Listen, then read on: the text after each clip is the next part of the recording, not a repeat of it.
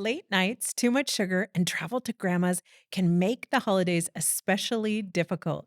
Today, we have with us Daniela Coats to give us help for the holidays.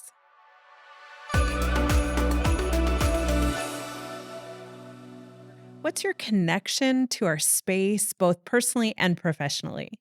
My introduction to foster care started when I was a child, probably around 7 or 8. It all started when my dad volunteered for a camp called Royal Family Kids Camp that's really serves kids who are in foster care. And so he was volunteering for that camp. And he then came back from volunteering with this like passion of like, okay, there's this group of kids who have experienced things that kids shouldn't have to experience. We have to do something about it. So our family then kind of made that trip into foster care and adoption. And so I was a bio kid in a foster adoptive family for somewhere around like 10 years or so.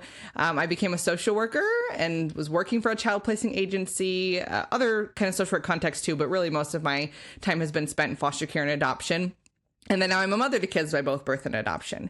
So professionally, I'm currently a therapist. I'm the founder of With Siblings, which is an organization that's really devoted to providing resources and trainings for families that have bio kids, because that can be an area that there's gaps and families just don't always have the information that they're looking for. And then I'm an author of a children's book as well, where the main character is a bio kid in a foster family. So that's kind of the synopsis of who I am and how I'm connected to this space in a lot of different ways.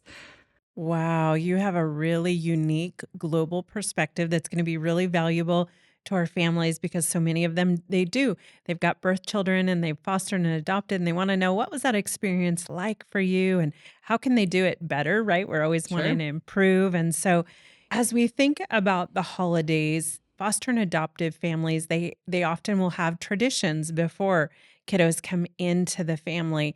And, how can they create meaningful new traditions while honoring the child's past and their experiences?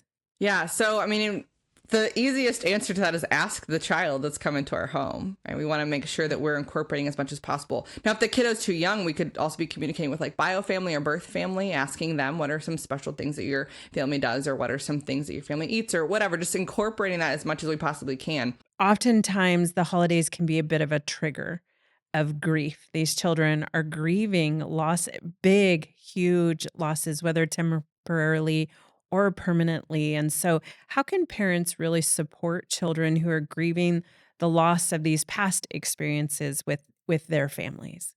I mean, the biggest thing is really just acknowledging those losses, right? Let them feel the feels. And so often we're aware of that as parents. We're aware that holidays bring up some things, and we're aware that like there's just these things that we may not know about that can be triggers, but just letting them feel those things, being that safe space for them to be able to express those, to acknowledge those.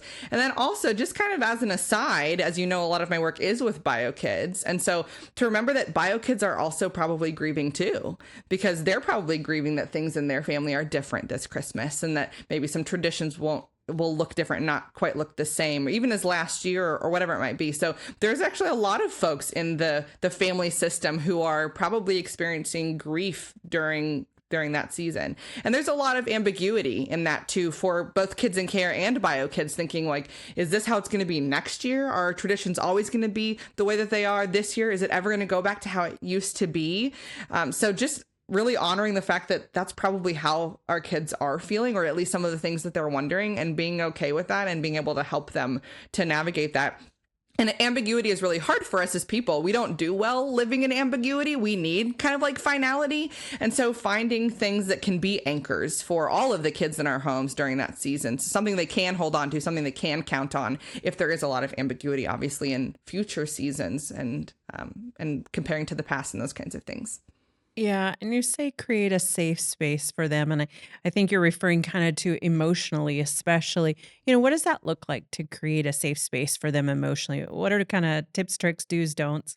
Safe space, being approachable, being available. So sometimes that looks, as far as available, sometimes that looks like our schedule being available, like not over scheduling ourselves. And that's hard as a foster family, right? Because we do have a lot of appointments and a lot of things, but just making sure that we do have space to be able to connect with our kids. Being approachable, being able to hear the good and the not so good.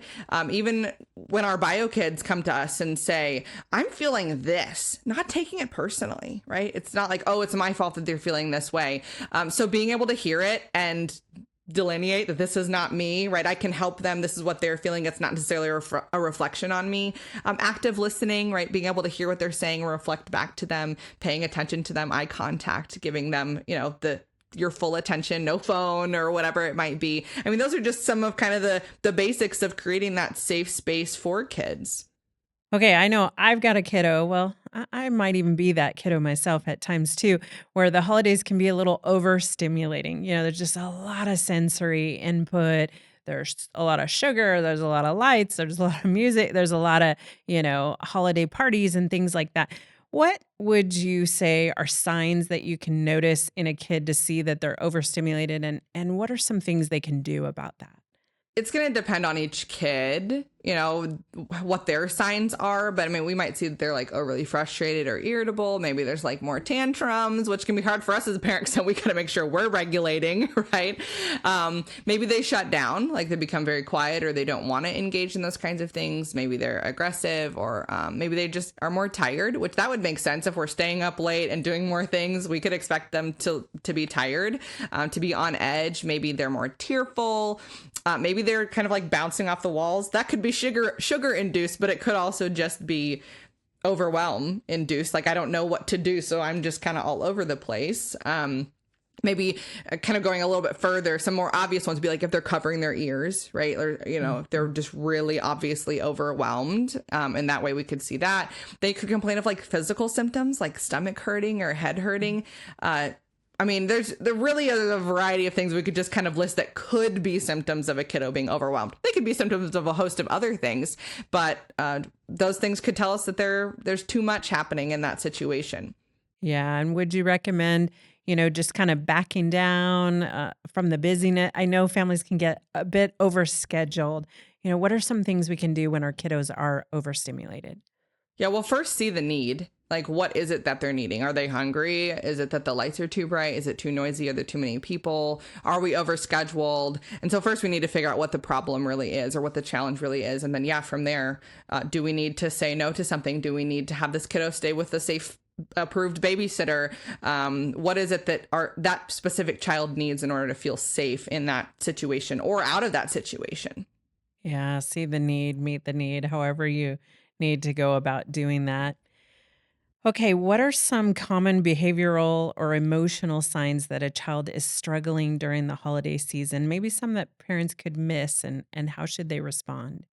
Yeah, I mean, we just listed a lot of them. So it really comes to awareness as parents, calm as parents, right? We hear it all the time, like a dysregulated parent can't regulate a dysregulated child. Like we hear that and we say that all of the time, right? So that's nothing new.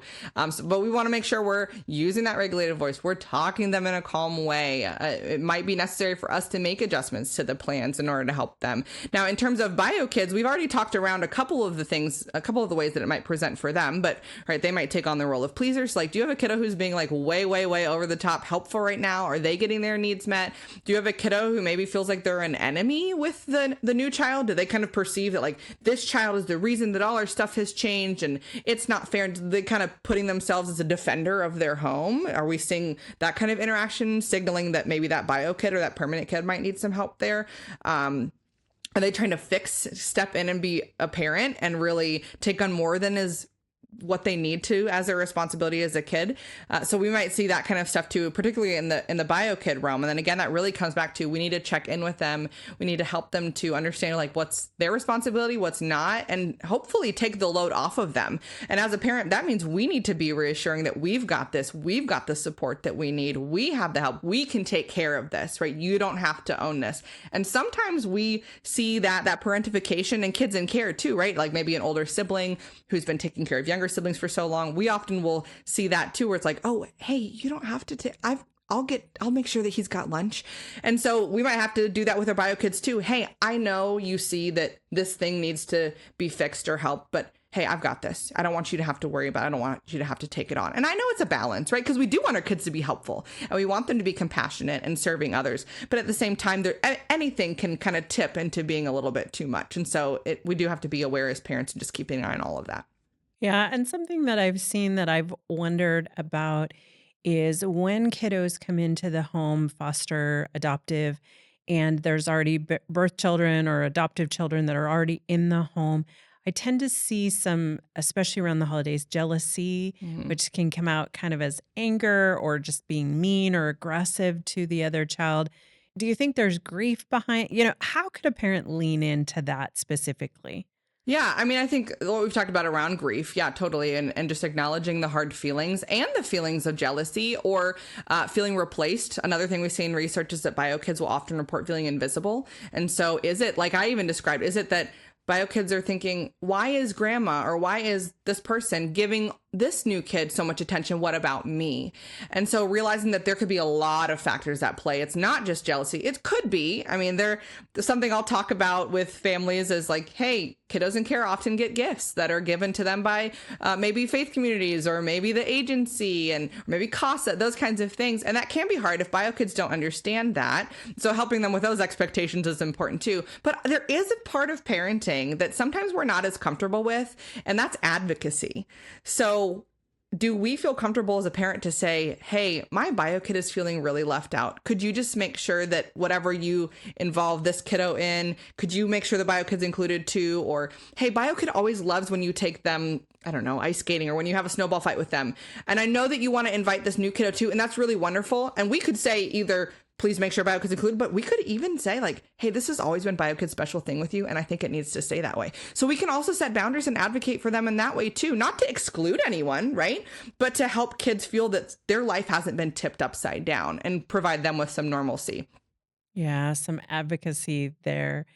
The other thing I see during the holidays that maybe isn't just specific to the holidays, I see it in the summertime too, is this idea of, during school times, the schedule is really rigid. There's a lot of structure, which we all know predictability is great for all children, but especially kiddos who've had a lot of unpredictability. Do you have some flexible strategies for parents about how to keep some of that structure without being too rigid during the holidays? It is important that we remember, right? Felt safety, like safety is a Maslow's hierarchy tier, right? Everybody needs felt safety. It's a human need. And so that means a predictable and orderly environment. So how much can we keep the same? Can we have them like continue seeing therapists? Sometimes it's harder, right? If they maybe therapists aren't as available and visits are harder around the holidays, but can we keep as many of those things the same, even if school is out or even if we are staying out late? What can we keep the same in those terms, even in like the services that they receive? But routines as much as we can, helping them to just know what to expect, which you talked about, that what are the expectations, talking with them from the very beginning. And this goes back to the permanent family members too, of what can we control? And really, that's for kids in care too. Whenever we don't have control of situations, we feel helpless, right? We feel out of control. And so how can we give more power and give more control in those situations so that we can feel safe? Because it is that we need to feel that the setting is predictable and it is orderly. So it's going to depend on each family, but I would say keeping as much the same as you can within reason. Yeah, and you touched on something. I'm going to ask you to drill down deeper into it because we've got people who know all about this, and then we've got some that are newer to it. You talked about Maslow's and this idea of survival and felt safety, which is probably, I think, if our parents can learn one thing, that's the one thing I always want them to know Yeah, about. yeah. Can you explain those a little bit more? Yeah, so Maslow's hierarchy of human needs is this kind of pyramid tier. And the idea with that is that the bottom tiers need to be met first. So the bottom tier is physiological needs. So like food, water, shelter. Like those are basic human needs. And if we think about children in care, they often haven't had those needs met.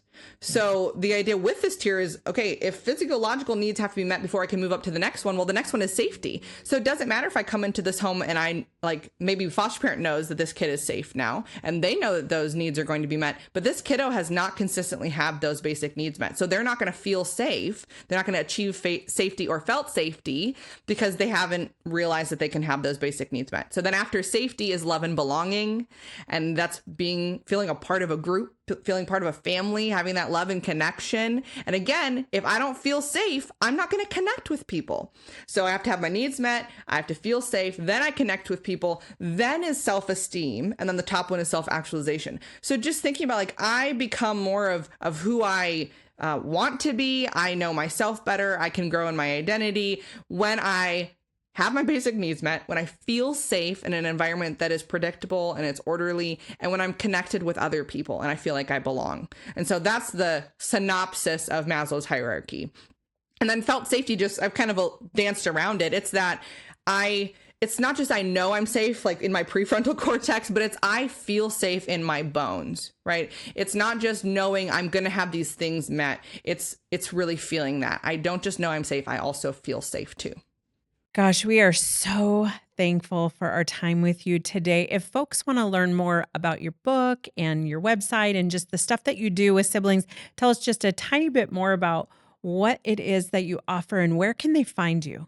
Yeah, so the easiest place to find me is either my website, which is withsiblings.org, or Instagram. I'm fairly active on there with a lot of free content. It's really a lot of advocacy on Instagram. So that's with_siblings. And so those are I would say the easiest places to see me and to find me. I've got a number of trainings. Typically they're hosted live, but I've now have the option where they're pre-recorded. And so, or some of them are pre-recorded. And so those are available, and they're available in such a way that you can also watch them in a group. So you can kind of all go in together on it, maybe a support group or a group of people, and you can watch them together. And so you get access to some of those that way. My book is available on a lot of different platforms. I just say the easiest is Amazon, because you can get the ebook, paperback, and hardcover on Amazon. It's called The Day Lily Turned Uninvisible.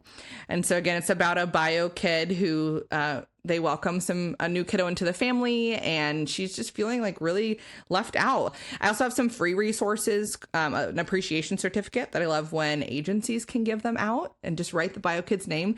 Thanks for all you do being a sibling to kids in foster care. I've got a book list of other books that have been written for bio kids. I've got an email list. Just one time a month I send out an email that has some conversation starters for families, just to give them some ideas, just 4 questions. So it's like, hey, 1 a week, you've got 52 check-in questions a year. So that's the kind of the list of the things that I currently have available to families, and they can again find it really on my website, or they can really access it too if they find me on Instagram. Daniela, thank you so much. This has just been a real treat for our families. Thank you.